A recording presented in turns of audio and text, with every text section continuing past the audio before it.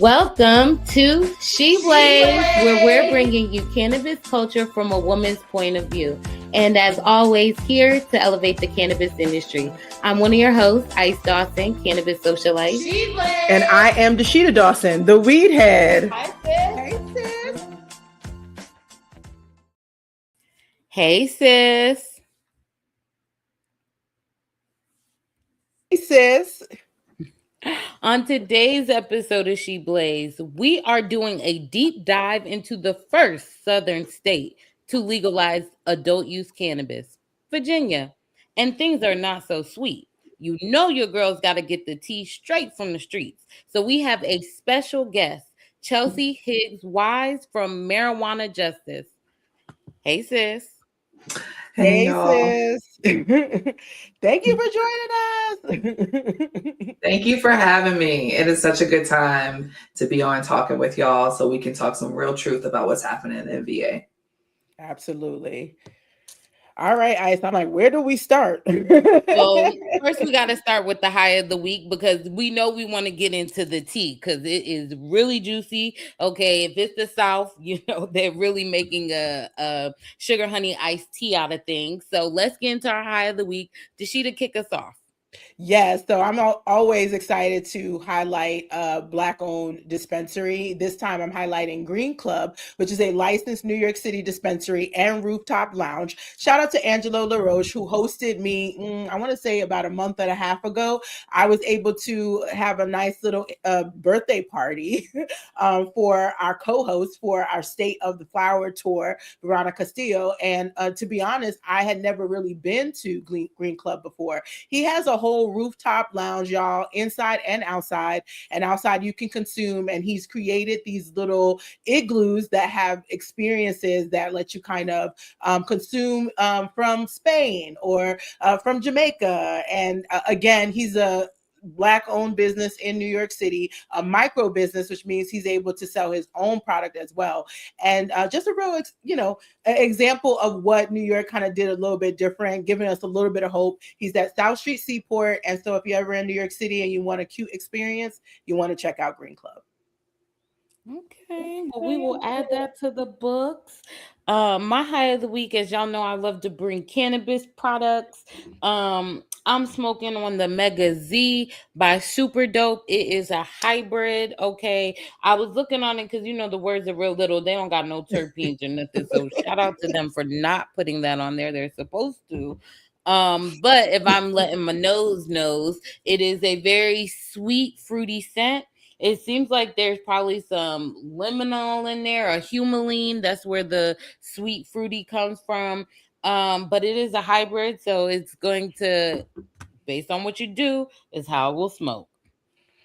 That sounds good. Okay, you said Super Dope. Is this a legal strain? Super Dope. This is a legal New York State adult use product that they probably can't buy it outside of the dispensaries anymore because it's actually about to expire here soon. So they're taking this off their shelves soon. So that's probably why it was a little bit on a discount. No tea, no shade. Let me put the thing down, child. Well, shout out to the brands for at least removing their stuff off the shelf when it's time. Because there are some states that is not the case, okay? Hello. So, Chelsea, you've heard our high of the week. So join us. What is your high of the week? Well, my high of the week is definitely the fact that Virginia now has passed and signed the resentencing bill for those that have past marijuana offenses, are still incarcerated, are still on probation. This is for juveniles and for adults. This means that they have a pathway to freedom. And so you get your resentencing hearing for whether it was just marijuana or other charges to have your sentence reduced. But this is the real repair that has to come when we're talking about marijuana and cannabis reform and not just the legal access, right? What are we doing to look back and making sure that we're not leaving anyone behind? Well, I'll shade that, okay? I'm really excited because I just want to say this bill is going to affect at least about 1,200 people. And if you don't know, Virginia actually legalized 5 years ago. So this is late. right? Yeah. So yes, we became the first in the South in 2021, and folks will just start to have that relief come this fall is when the Wow. clerk has to start doing their job and putting people on the hearing dockets. Well, congratulations to Virginia for finally doing the right thing, I guess essentially is what you're saying. It is a high of the week. That's very exciting, especially considering all we're about to talk about with Virginia on the other side of things. But I'm glad to see that so many people will actually finally get the impact of the legalization efforts that were made 5 years ago. Exactly. Yes, and child, we know nobody should be in jail for cannabis, period. Okay, whether it's medicinal or adult use, cannabis is cannabis. So, shout out to y'all. And you guys, thank you so much, the audience, for joining us. We will be here every Saturday dropping all of the cannabis news and tea. So, feel free to like, share, and subscribe to the We Had Co. And also give us a 5-star rating on Apple Podcasts or Spotify. So let's get into our deep dive. And we're going to deep dive into Virginia because, like you said, it has been the last 5 years you guys have had adult use. So we're going to take it back into prehistory of legalization when y'all legalized. Because what what was Virginia like before legalization? And also, we want to learn more about you too, because you started a huge movement within the South, and so other states should probably pay attention. Thank y'all so much for giving us a chance to talk a little bit about the history and the journey, because it has been one down here in Virginia. And I'm a longtime organizer. I have not always been talking about cannabis specifically, but I've always been talking about Black folks' liberation and how to get us free. I really got into this because we wanted to find a way to get the police off of us. And this seemed like a really good idea because we started to look at the data. It was really interesting. I found a Drug Policy Alliance at a Congressional Black Conference annual legislative conference, and heard what they were talking about and heard legalization with a racial equity lens, which I had never heard of before. This is 2016. And I was really pulled in and then heard about the Marijuana Justice Act. And so there was a moment a few years later here in Virginia in 2019 where the Virginia then Governor Ralph Northam, a yearbook picture was released where he was, or somebody was in blackface and somebody was in a full Klan robe, hood and everything on his medical school yearbook. This is a doctor who is our governor in 2019. And there are many calls from everywhere to call this man to resign. Well, he refuses to resign. Many other reasons of things that happened then. We call that Blackface History Month because it happened in February 2019. But what that was a call to change and a call to do something that really will benefit Black people that are being impacted the most. And so that's when many of us came together. We were literally on the Capitol grounds protesting.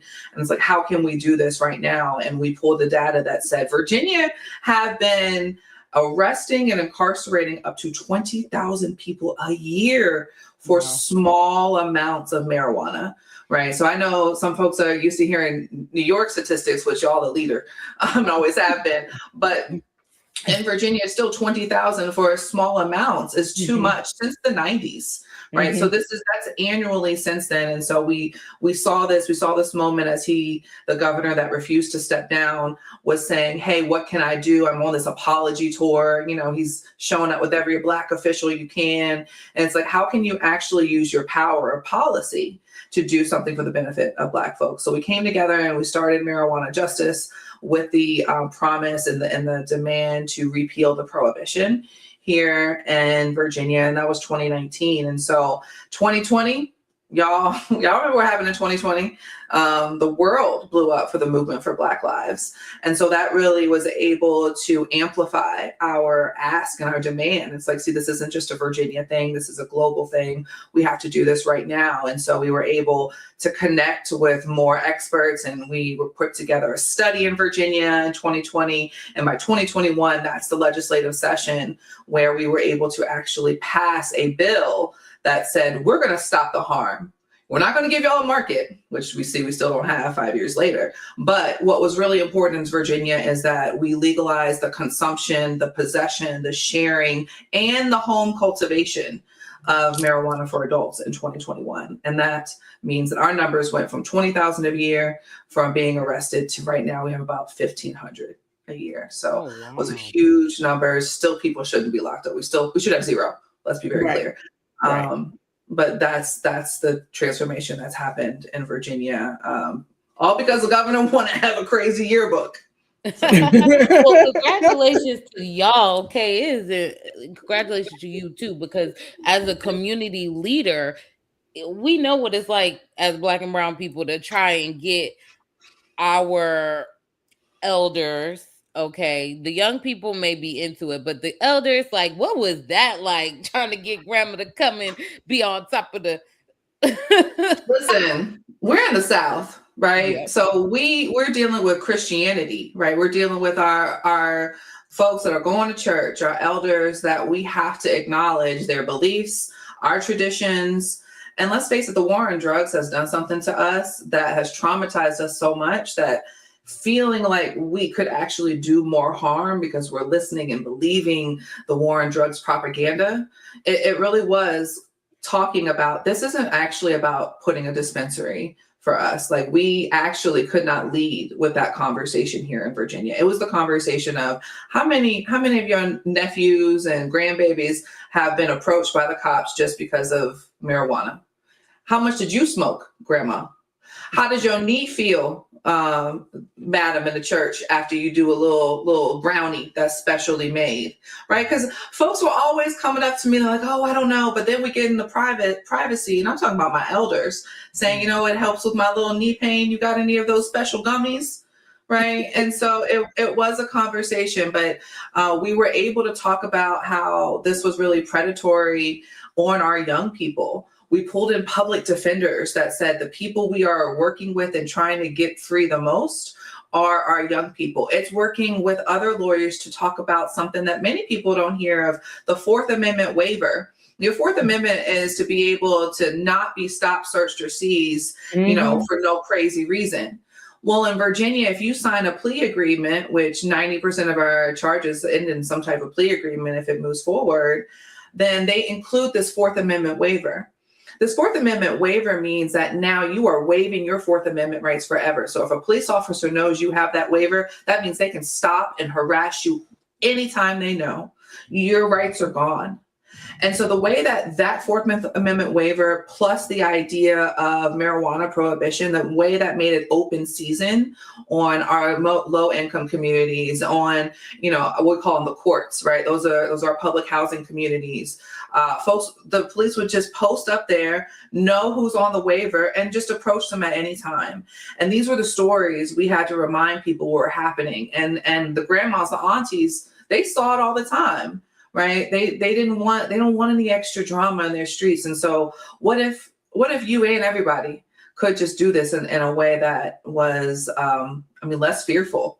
Let's be really honest, that closed that gateway. And I mentioned public housing, and that's a nuance to the law, but I wanted to just give a picture of what was happening pre-legislation and why we had to talk to elders. We had to talk to folks that were seeing the impact rather than just the need for access. Definitely. Well, we're going to have to clip that Fourth Amendment, baby, because they are attacking our rights. And a lot of southern states are like that, as I am from Georgia. So I understand.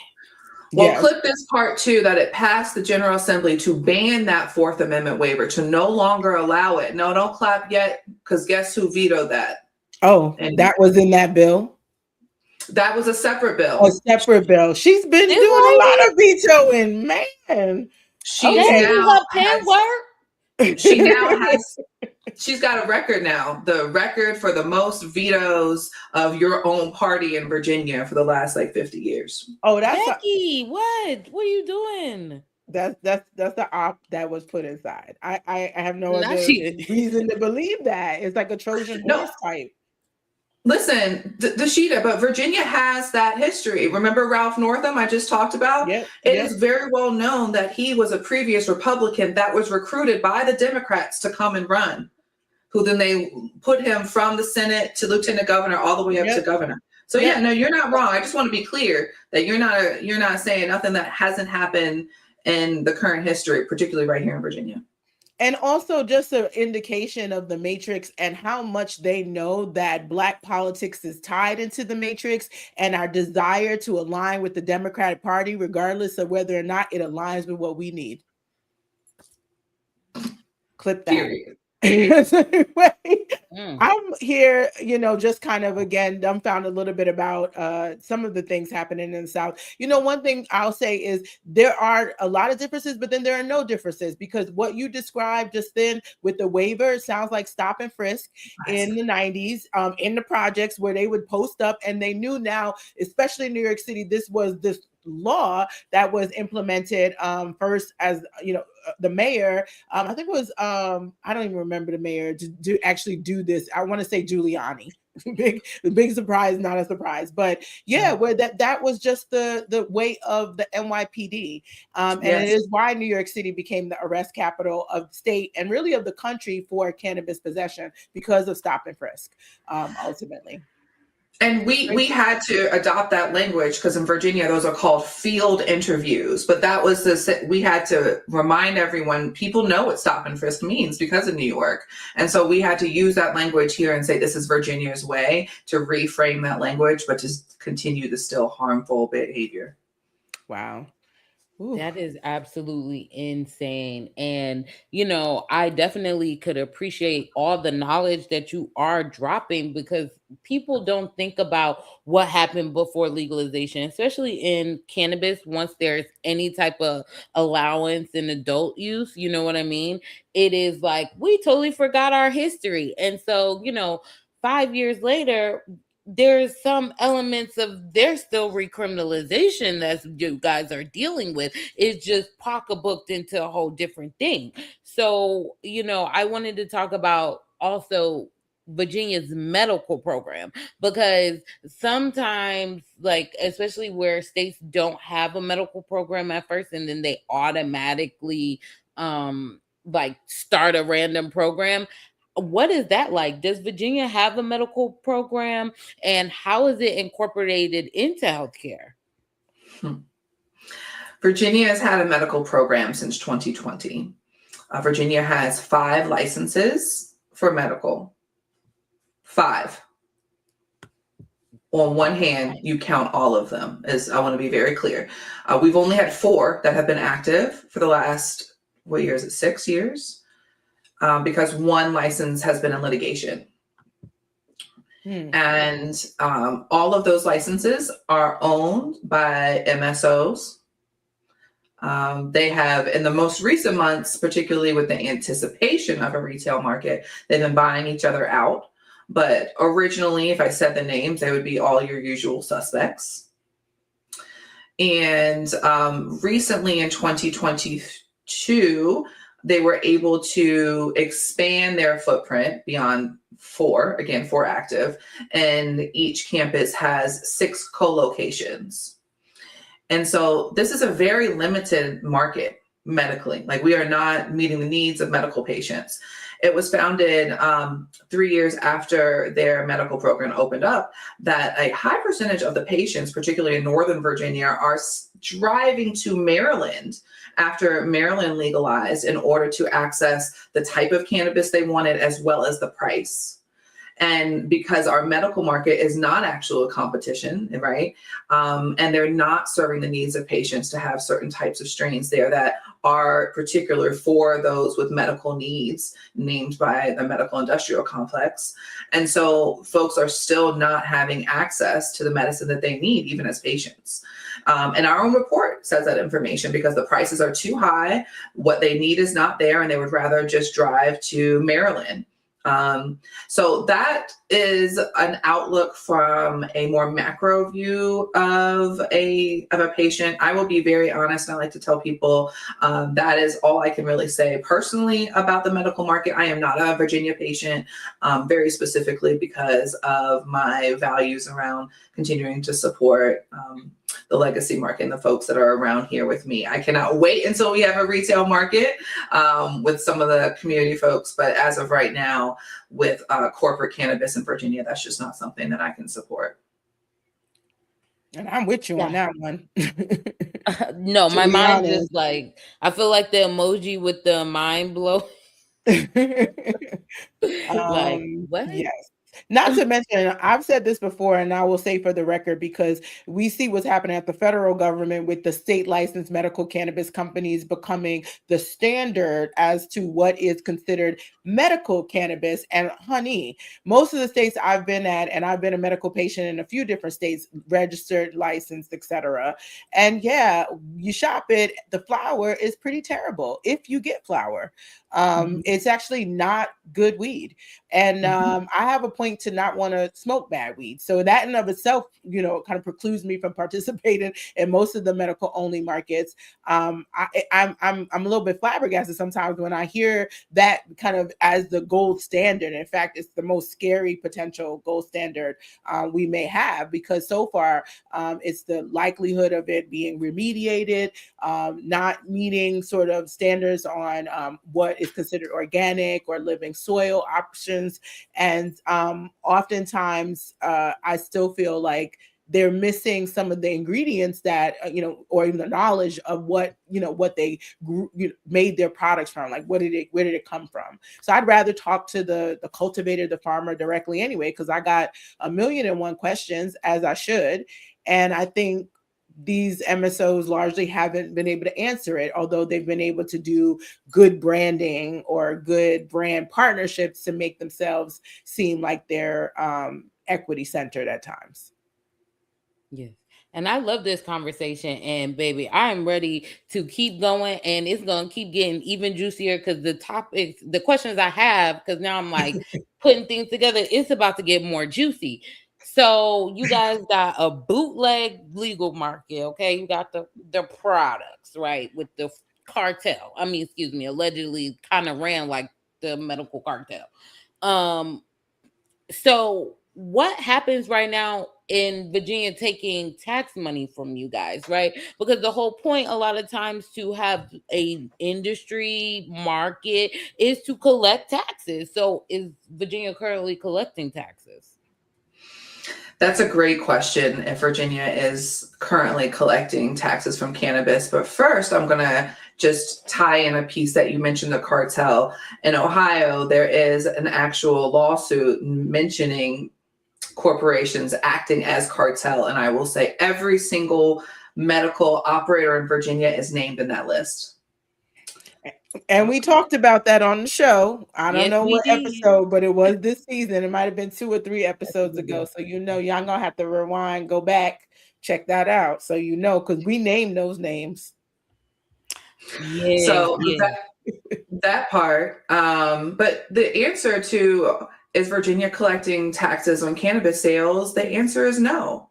The medical corporations were able to lobby very hard that medicine is not taxed. And because cannabis is medicine, right now, Virginia is collecting no taxes on medical cannabis. And the prices are still high. That is what we're hearing from patients. The prices are still too high. GTFO, what? So there's no revenue coming into the state that can help with different programs. We have a very large market, obviously, as everywhere does in the United States.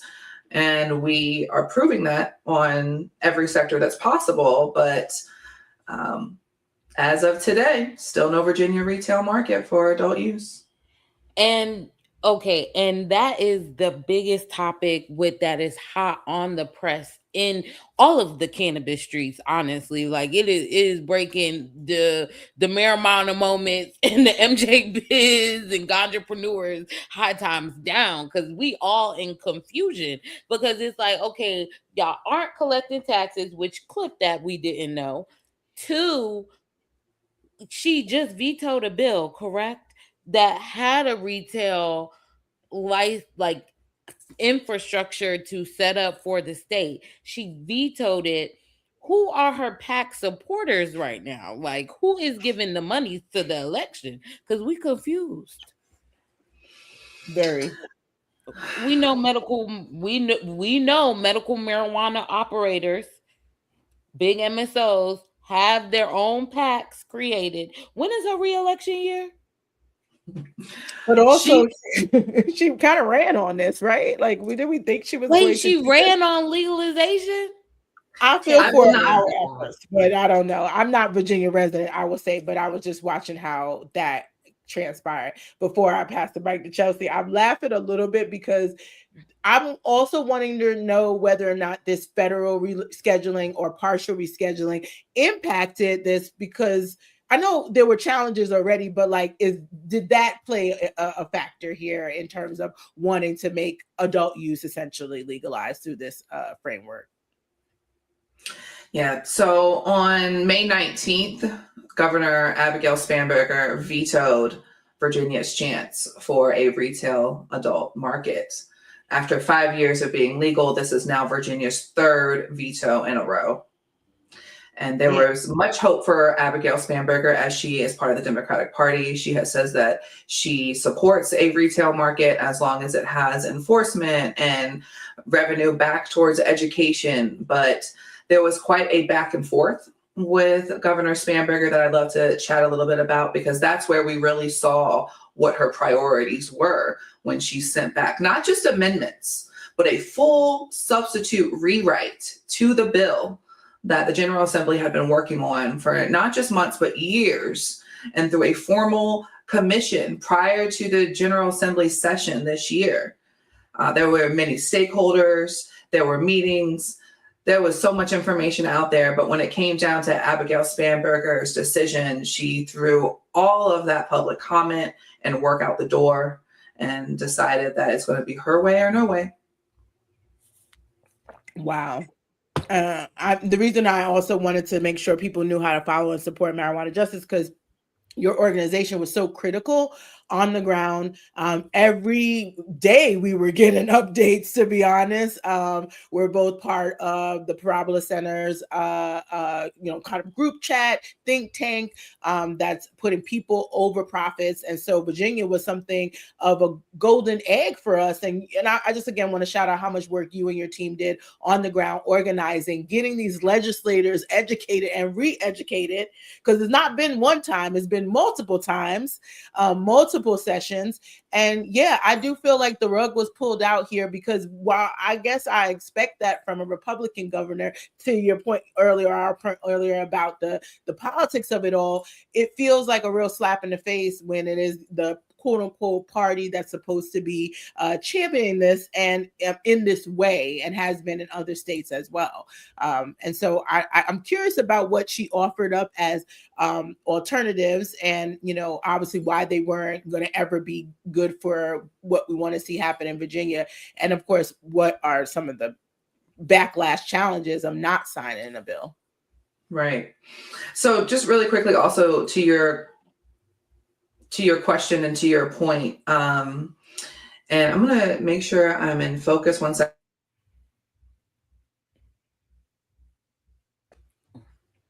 And okay. I'm going to have a little technical help thing for you, for everyone staying with us.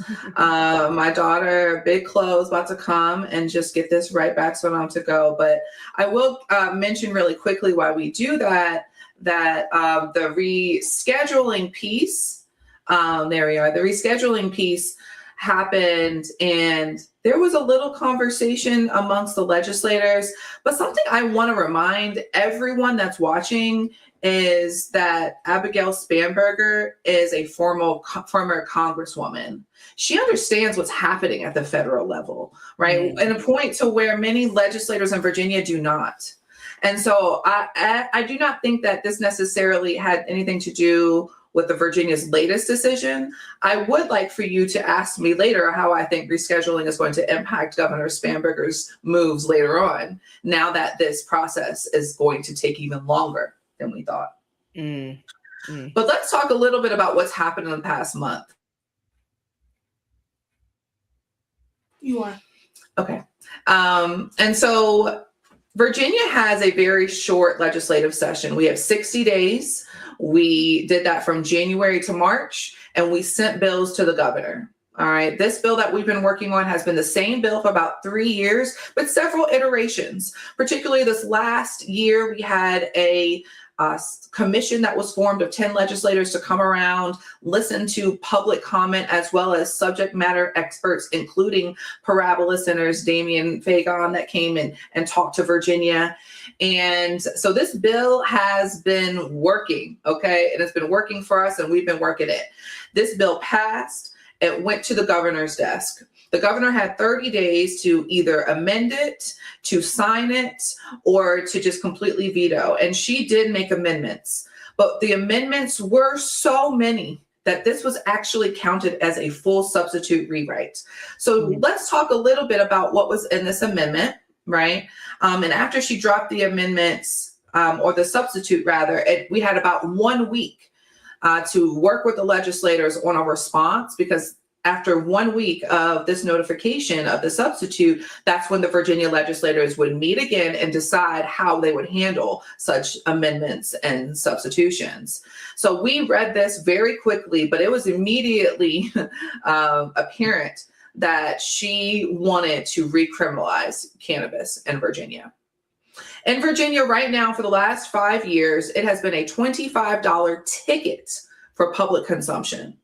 Okay, let's remember why we did that, because we know that the people that have the most affordable housing in Virginia are on federal land and cannot possess, much less use, cannabis in public housing. We know people without houses have nowhere to privately use their very legal cannabis. And so this is why we've taken lessons from places like New York, and said we cannot criminalize public consumption in this way, because otherwise it's going to be disproportionately Black, brown, and low income people. So right now in Virginia, it's only $25. Doesn't even go on your record. It's a ticket. Abigail Spanberger's substitution would have made that a Class 2 misdemeanor crime. We are recriminalizing marijuana. That's not it. I could go all day on this. For young people right now, it's also a $25 ticket and maybe a class. If you're under 18, it's maybe a class. If you're between 18 and 21, it's maybe a ticket if the officer decides to do that. She wanted to change all of that to now being Class 1 misdemeanors, having mandatory minimums of community service, and you lose your driver's license. What? That's for young people. These are the types of legalization, quote unquote, reforms that Governor Spanberger wants for Virginia. And that is why we had to continue looking. We saw another penalty that would have had someone in prison for life for trafficking 50 pounds of marijuana. There should be no marijuana law that puts somebody in prison for life. Absolutely not. For growing over the legal amount, you could get the same amount of time as someone for murder, up to 20 to 30 years for growing too many plants. This is what Abigail Spanberger's vision for legal marijuana is in Virginia. And I just want to be very clear that she's not going to change her mind overnight. By next session, she's just not going to automatically decide that, no, she's not going to recriminalize this. So this is a lot of work in Virginia if we truly want to legalize it right for the people. And so that was just the criminal penalties. Let me just talk a little bit about equity in Virginia. We've been fighting for equity because we decided to do this with priorities of how we have treated Black communities specifically, and creating an equity program, an equity fund that would fund programs and nonprofits, as well as a business loan and grant fund to actually support cannabis equity businesses. already written in the bill, already passed in 2021. It's already law. It's already in the code. We just need the trigger to start the revenue and start the sales. Abigail Spanberger completely defunded that fund. Wow. She knows she couldn't change it because it's already law. She just redirected all of the revenue back to the general fund.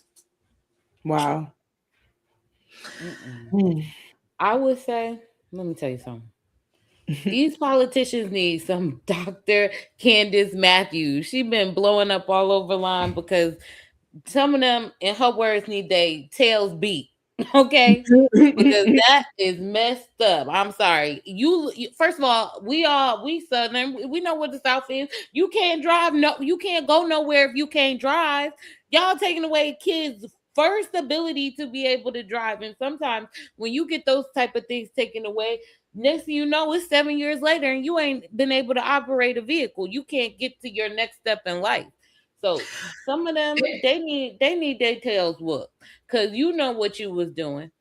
In Virginia, we actually created a value system in 2018, 2019 that we would stop removing driver's license from people because those are income drivers and families. Many young people have to be able to drive to be able to help the household. So we had stopped doing this as a commonwealth. So she's not just coming in against the values of legalization in Virginia that have already been set for years. She's pushing back on many quote unquote democratic values. And so legalization wasn't the only one to take a hit. I'm going to give a shout out to labor. She went back on her word and vetoed the collective bargaining bill. So now she has completely pissed off all of Virginia labor. They had a big old protest out there for her yesterday. She vetoed the Fourth Amendment waiver, as I mentioned. She vetoed the ability to ban the ability for ICE to arrest people at courthouses and safe havens so people could go pay their bill. That's what we're seeing in Virginia. You're going to pay a traffic ticket. Next thing you know, you're picked up by ICE and no one's heard from you again. She vetoed that. I mean, she vetoed the ability for us to create an affordable prescription board because medication is outrageous. So this isn't about cannabis, and that's why we have to be really focused on how we talk about this moving forward. We have to be specific. We have to say the names of the people that we want to be involved. We have to point to the communities that we want to make sure show up in this bill. Otherwise, her definition of legalize it right is going to look very different for what we've worked for the past few years. Absolutely. Again, it does definitely feels very much like a Trojan horse in a time where, to be perfectly frank, sometimes the federal law, its preemption to state law could compel a governor to start to do all sorts of crazy things. And I know you mentioned that you wanted to talk a little bit about how rescheduling would impact Virginia, but I do feel like it feels like Virginia is one of the important frontiers that we have to win. When we think about the way in which Black people in particular are being attacked across the country, all of the redistricting issues, we have our own particular challenges, even in, I would say, our northern markets as well.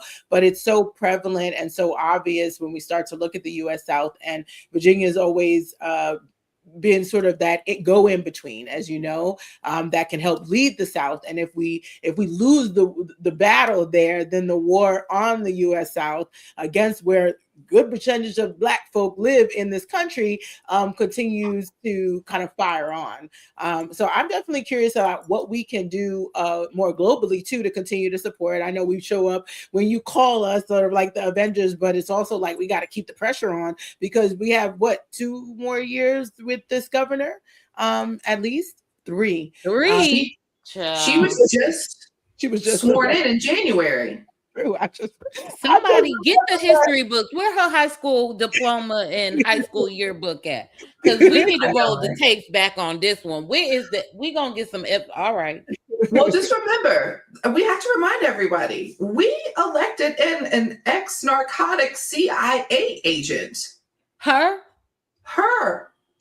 Abigail Spanberger. Not cracking America, but she is a narcotics CIA agent. I would say former, but I don't know how you ever quit that. And so we have to remember who we elected And when folks say blue, no matter who, this is what the results that you get. And in Virginia, we have to be able to win this. We have to be able to recognize that this is a frontier that we absolutely can win. And I would say that when she proposed this substitute, the way that the legislators immediately said, oh, hell no, and rejected her substitute, that is the work of the people. That would not have happened without the work of organizations, the work of the people coming in and saying, we have to do this in a very specific way. Don't just give me any kind of shop on the corner. I want it done right. I want people free. I want people included. And that's what we have to continue to center, because they rejected her substitute. And then she said, well, since you didn't want my bill, her only option was to take the original bill or to veto everything. And she said, well, since you didn't do it my way, she sent us down the veto on May 19th. So maybe Virginia don't deserve a retail market just yet. That is such a conversation, because when it comes to us, we're ready to say that. But when you talk to other opportunists, people that are ready to convert and switch over right now, because Virginia still doesn't have a budget because they're fighting over data centers, which I believe, shout out to Senator Luis Lucas here in Virginia for holding us down. And so Virginia still doesn't have a budget. You could be looking at Virginia June 30th. If we don't have a budget, our government's about to shut down, and we will blame Abigail Spanberger. But what I'm saying is that it's not over till it's over. There could still be a strategy to put something in the budget that would legalize cannabis.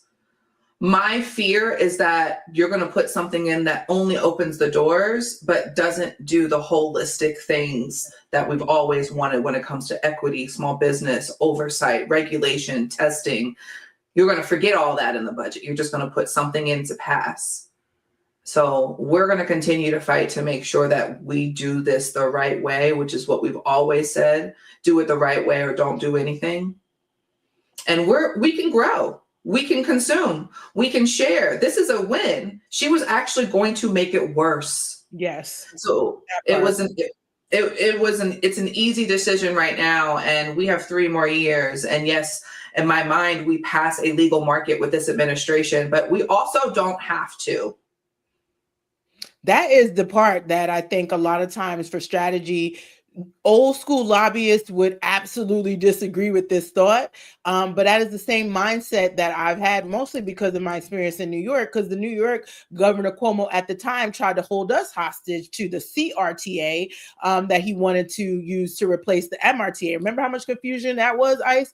He purposely also picked the same acronym to confuse people as well. So there's a lot of different tactics that get used. And then when you do a budget pass or omnibus type of bill, the details do get lost in it, and you've spent so much time, working on the details and making sure you're very particular about, okay, what do we learn from all of these different states that may have had some wins, but also came with some L's as well. And I say the L's are lessons, but we don't need that type of lesson in Virginia if we can avoid it.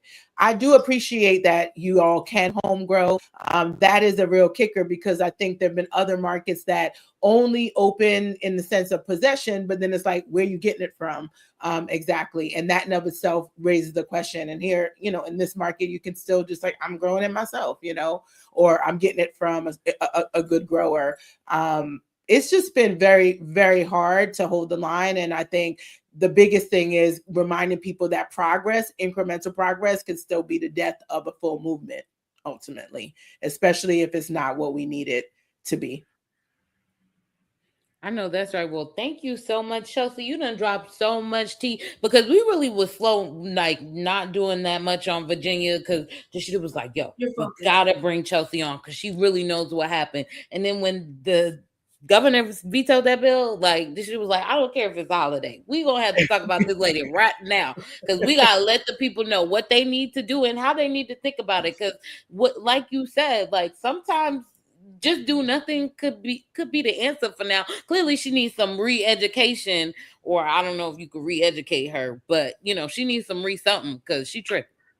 She's regurgitating the talking points from prosecutors, from law enforcement. So the question is she open to this type of education and stepping outside of what she's known for? And we're just not sure that she is. I've heard Dashita say many times, deschedule or do nothing. That's very much where we are here in Virginia. Legalize it, right, or do nothing. That's why we have to just continue to champion and make sure Virginia follows through on this resentencing promise. Yes, we have signed the bill, but are the people free? Not yet. Let's make sure that Virginia actually does this. Virginia has also passed parental rights. Even with legal marijuana, even with medical marijuana, patients, consumers are still having their visitation and custody impacted because of legal marijuana in Virginia. That bill was just signed, so that cannot happen anymore. So there are wins from the people that are happening here in Virginia, and we can continue to work on that rather than some BS market that's not going to serve us anyway.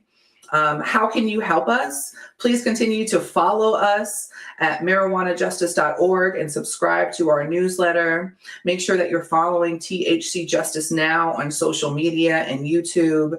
In July, Virginia will now start to meet again, a joint cannabis commission. Legislators will meet and they will talk about what's next. So we do not have to wait for next session in Virginia, as the legislators have to meet again in July, because again, the people demanded that they form a commission last year after the second veto.